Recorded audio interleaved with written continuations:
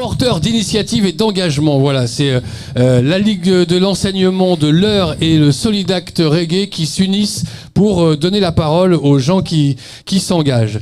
Nos invités qui sont autour de cette table vont se présenter et nous dire un petit peu à chacun quelle est leur fonction. Voilà, on va commencer par toi, Ake.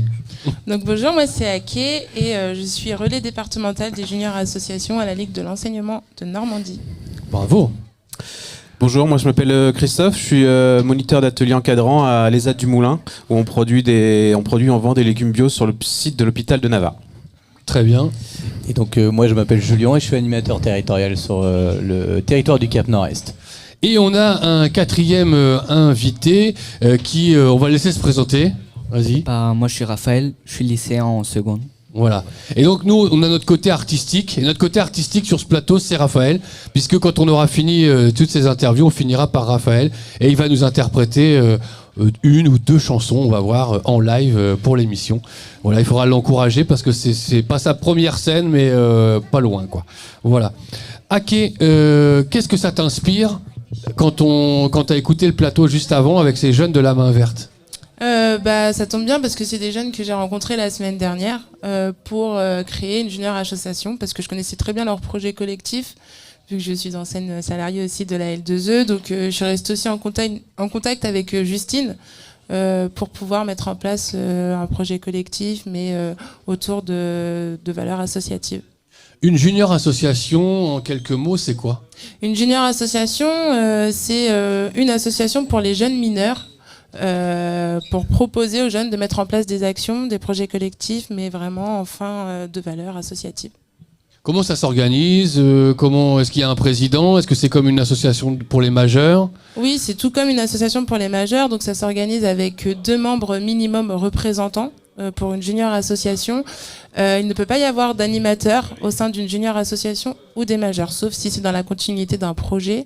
Mais la majorité des représentants doivent être mineurs. Donc il y a ils peuvent mettre en place un trésorier, un président, bien évidemment c'est obligatoire, et des membres. Et toute personne peut adhérer à l'association, mais il faut que ce soit des personnes mineures.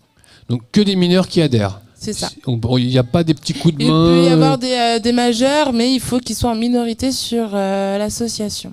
Alors, dans mes lointains souvenirs, il me semblait qu'une junior association pouvait se transformer ou continuer après. Est-ce que c'est toujours possible, ça? Oui, c'est possible, mais il faut qu'il y ait des mineurs au sein de l'association. Ils peuvent faire un passage. Après, il peut y avoir un accompagnateur, un adulte majeur qui accompagne, qui peut être ressource aussi auprès de la junior association. Et après, il y a le relais départemental, qui est moi, du coup, sur le territoire de l'Eure, qui est là en tant que soutien et aussi ressources et informations sur le développement de la junior association. Est-ce qu'il y a des associations, des junior assos dans le département, là? Est-ce que tu en connais quelques-unes? Alors, oui. Sur quoi elles œuvrent? Quelle thématique? Alors, je devais venir avec une junior association, du coup, qui n'a pas pu se déplacer aujourd'hui, qui est sur Verneuil-sur-Avre, donc elle s'appelle EHF, donc Égalité Hommes-Femmes. Donc c'est des jeunes lycéennes âgées entre 15 et 16 ans qui ont monté leur junior association autour des égalités hommes-femmes. Elles interviennent aujourd'hui dans des établissements scolaires pour parler de l'égalité hommes-femmes. Entre le moment où tu rencontres des jeunes, des groupes qui ont envie de faire une junior et le moment où ils sont vraiment constitués en junior association, il se passe à peu près combien de temps? Alors tout dépend de quand est-ce qu'ils ont répondu au dossier d'habilitation, s'ils l'ont bien rempli. Faut savoir aussi que dans une junior association, on a une assurance, il y a une cotisation qui est de 15 €, qui couvre toute l'assurance de l'association et la responsabilité civile du coup des mineurs. Et tout dépend du projet. Ça peut être 1 mois, comme ça peut être sur 2 semaines. On en a beaucoup dans le département, là? Alors l'année dernière, j'ai regardé, il y en avait 6 et là actuellement il y en a 3 dont l'association Main Verte qui est en train de se créer avec les jeunes de la L2E. Et j'ai fait une journée hier du coup à Modeste-le-Roi autour de l'engagement auprès de lycéens Et voilà, il y a des lycéennes qui sont venues me voir et qui souhaitaient mettre en place une junior association au sein de leur Donc il y lycée. aura une progression en 2023-2024, les chiffres vont augmenter. C'est J'espère. ça. Non mais c'est bien parce que c'est important en tout cas d'en parler parce que c'est vrai qu'on en a beaucoup parlé, on entendait beaucoup parler il y a quelques années. C'était un peu retombé là ces derniers temps et là on sent qu'il y a un élan qui commence à reprendre quelque chose. Le feu commence à crépiter quoi. Oui, et je pense aussi qu'il y a pas mal de jeunes aujourd'hui qui décident de s'engager, tout simplement. Donc ils ont des projets. Les juniors associations, c'est vrai que ça a été oublié pendant un moment. Là, ça revient pas mal. Il y a des rencontres aussi qui sont en train de se faire sur le plan régional. Donc je pense qu'on va pouvoir en reparler. Et puis j'espère qu'il y en aura d'autres par la suite. C'est des âmes militantes qui viennent, les jeunes, quand tu les reçois. Il faut que ça aille, ouais. Ouais, ils ont plein d'idées. Je pense aussi qu'ils sont bien accompagnés par les animateurs du territoire, parce que souvent, voilà, c'est dû à des actions aussi qu'ils ont menées sur leur temps de loisirs, et ils ont envie, et ils continuent de se battre un peu comme la main verte. Ok, merci beaucoup pour ton témoignage. On peut l'applaudir hein, parce qu'ici on n'est pas avare des applaudissements. Voilà, on s'encourage.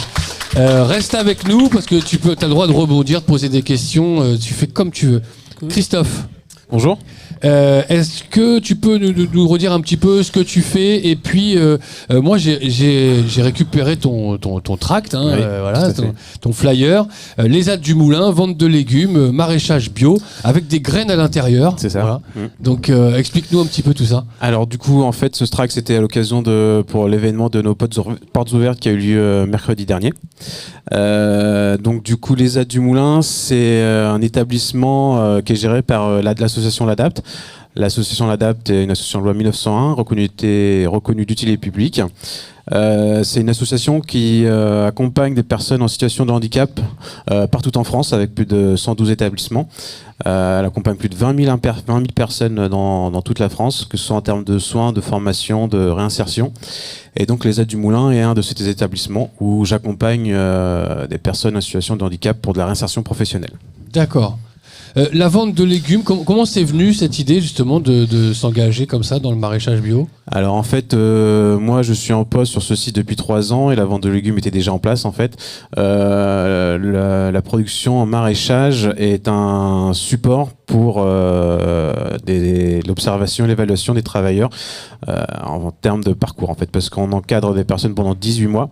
Pendant 18 mois, il y a un projet professionnel à construire pour eux, afin de les réorienter au mieux, et le maraîchage est le support principal. La vente de légumes, elle s'adresse à tout le monde. Comment on peut venir faire ses courses, son marché ? Alors effectivement, ça s'adresse à tout le monde. En fait, il suffit juste de nous écrire par mail, donc em.evreux@ladap.net. Donc du coup, vous serez sur notre liste de diffusion et tous les lundis, vous recevrez la liste des légumes disponibles. Et voilà. D'accord. Donc légumes de saison. Légumes de saison en agriculture biologique. Pourquoi avoir choisi justement dans son flyer de mettre des graines ? Ça, c'est la force de frappe de notre service communication qui a eu une très belle idée. Et puis, on a eu beaucoup de retours très sympathiques des gens quand ils ont ce flyer. Qu'est-ce qu'on trouve comme graines, tu sais ? Alors, il y a des aromatiques, hein, ça c'est sûr. Donc, c'est du fenouil et du basique. Donc, ça fonctionne. Hein, j'ai fait des essais, ça fonctionne. Donc, si on trouve, on peut le déchirer délicatement et planter. Tout à fait, ouais. Christophe, est-ce qu'il y a quelque chose qu'on a oublié que tu aimerais rajouter ? Ouais, je profite de cette occasion parce qu'en fait, l'objectif de cette porte ouverte, c'était en fait de casser les mythes et tabous sur le handicap en général et les handicaps psychiques en particulier. C'est vrai qu'il y a beaucoup de préjugés, d'incompréhension. Et je vais pas m'éterniser là-dessus aujourd'hui, c'est peut-être pas l'occasion, mais c'est vrai qu'effectivement, moi, j'ai pu m'apercevoir que le handicap psychique, c'est vraiment quelque chose de particulier et que c'est tabou en général. Ouais. De voir des jeunes, je ne sais pas si tu as eu l'occasion d'écouter, qui s'engagent comme le groupe d'avant. C'est quoi ton regard d'adulte sur ces jeunes ?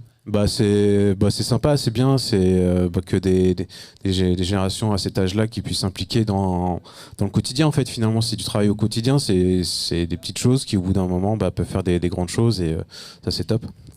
Ok, merci beaucoup Christophe. Merci. On te garde avec nous. Pas de souci. On a Julien qui est juste là devant nous. Est-ce que tu peux te présenter une nouvelle fois, nous dire un petit peu ton rôle et puis qu'est-ce que tu nous as proposé aujourd'hui ? Expliquer un petit peu. Parce que toi, tu es ambassadeur pédagogique, c'est ça ? Exactement. Alors, Julien, animateur territorial au Cap Nord-Est, et je le répète une deuxième fois. Voilà.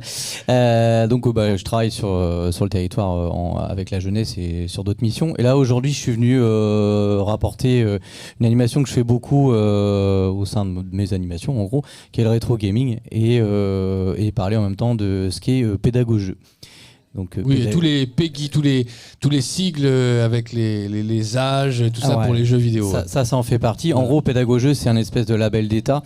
Donc moi, j'en suis ambassadeur et c'est financé par la plupart des grosses entreprises dans le numérique et le développement de jeux vidéo qui financent en fait toute cette pédagogie, donc tout ce qu'on voit, les PEGI, etc. Et donc voilà, je suis venu présenter ça.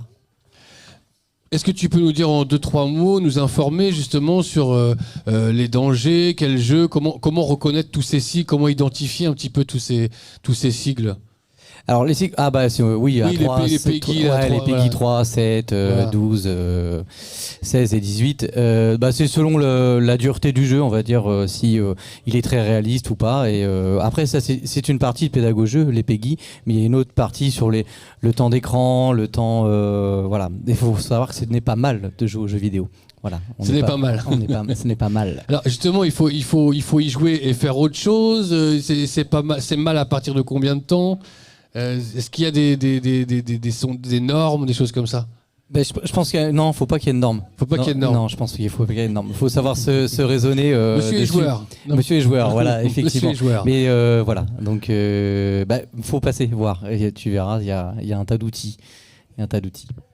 Si un parent a des questions sans réponse, comment il fait pour avoir de l'information? Parce qu'il peut pas te trouver partout comme ça. Vous êtes plusieurs comme toi? Alors, là, autour d'Évreux, je crois qu'on est deux. Deux pour tous les parents du département. On est que deux, ouais. Après, effectivement, c'est un peu méconnu, un peu aussi, mais c'est des dispositifs qui se mettent en place aussi. Donc après, normalement, il y a nos contacts sur le site de Pédagogie et sur le site PEGI, en gros. Et plus largement, c'est sur le site, en fait. Si on est parents, on se dit, mon gamin, il joue trop aux jeux vidéo, j'ai envie de faire quelque chose, on tape sur le site PEGI. Exactement. Okay. Sur le site PEGI, ouais. Effectivement. Très bien. Après, on n'est pas psychologue du tout. Non, mais c'est des premiers contacts qui sont peut-être faciles. Ouais, on va peut-être plus facilement voir un site PEGI ou un animateur qu'un psychologue tout de suite. Tu vois, il y a des choses comme ça. On a clairement de la doc et des façons de faire, en fait, des process pour aider ou faire comprendre en fait les choses, que ce soit aux parents ou aux jeunes qui jouent. Souvent, c'est le jeune qui joue plus que les parents. Des fois. Hein. Et des fois ça va être l'inverse, c'est ça. Ce qui est plus dur à gérer.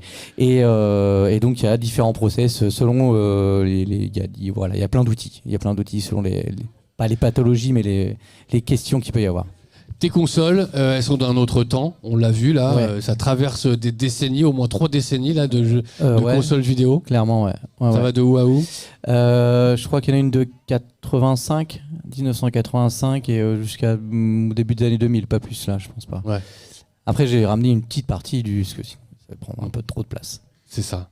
Merci Julien, on peut l'applaudir. Comme on peut applaudir Christophe en même temps, parce que voilà, on avait applaudi Hacké, donc voilà, il faut applaudir tout le monde. On a un jeune homme, on va lui passer le micro. Un jeune homme, est-ce que tu peux te présenter, Raphaël, s'il te plaît? Je suis Raphaël. Toi, t'as quel âge? J'ai 15 ans. 15 ans, t'es au lycée? Ouais, lycée, en seconde. Où ça? À Bernay. À Bernay? Clément Adair. Clément Adair, et tu fais quoi là-bas? Je fais du système numérique. Système numérique, d'accord. Ça consiste en quoi, ça? Ah, tu sais pas encore, tu découvres. Ouais, voilà. Alors je sais que t'es passionné par la chanson, t'es passionné par la sonorisation aussi et l'audiovisuel plus largement. En fait, tu fais une formation qui t'emmène vers les métiers de l'audiovisuel. Oui, voilà. Mais aujourd'hui, t'es pas venu pour nous parler de ton futur métier ou de ton collège ou de ton école, mais t'es venu pour nous chanter des chansons parce que t'aimes aussi ça. Alors il faut mettre le code sur le téléphone. Alors allez-y. Ah, c'est l'empreinte digitale. Donc si vous voulez récupérer le téléphone, il faut couper le doigt de la dame. Voilà. Donc, allez, on envoie, t'envoies l'instru que tu veux. Tu te lèves et je te bouscule et tu ne te réveilles pas. Voilà. Attention. Alors, ça me donne envie d'écrire une chanson. Ça marcherait, ça, peut-être, non? Allez. On peut l'encourager bien fort, Raphaël. C'est la première fois. Allez, c'est parti.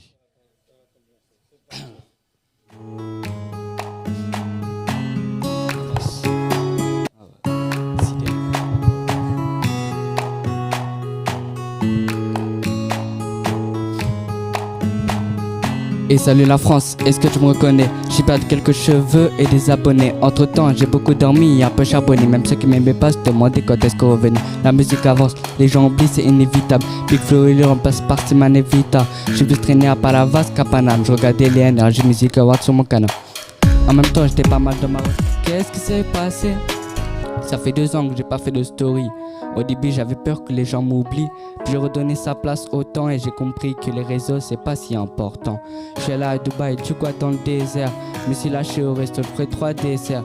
J'ai vu une star de télé-réalité et en vrai, je crois que j'ai pas trop aimé. Au fait, je suis en couple, les films me parlent plus. C'est un taf, un jeu, chaque fois je vois un queue. Je joue à Animal Crossing avec elle et dans la voiture, on chante, j'allais pas. Je pourrais pas plaire à tout le monde, c'est sûr. J'ai mis du temps à l'admettre, ceux qui m'aiment me suivent. Les autres allez vous faire mettre. Enlevez internet aux boomers et enlevez les tablettes aux bébés. Remettez le mec blond, sonnez mal là-bas. T'as vu que je suis moins moche, j'ai fait pousser la barbe. Pendant la pause, j'ai eu le temps, j'ai fait 10 000 vidéos pour petits frères, pour vos neveux. Par contre, message à tous les étudiants. Mais j'en ai à foutre de vos BDE. J'ai dû gérer mes putains de crises d'angoisse, soigner mes traumatismes. Bref, je passe le salam à Eric Zemmour et la bonne année à Maître Gibbs.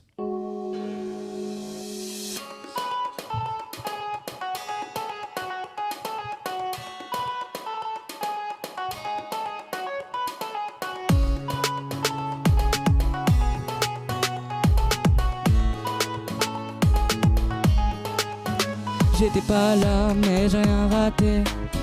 Mais j'ai rien raté, j'étais pas là. Qu'est-ce qui s'est passé? Qu'est-ce qui s'est passé? J'étais pas là, mais j'ai rien raté.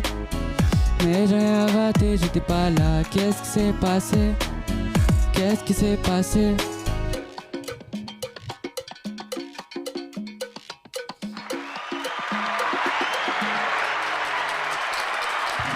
Ouais, Raphaël, bravo. On retrouvera Raphaël juste à la fin de cette émission pour un deuxième titre.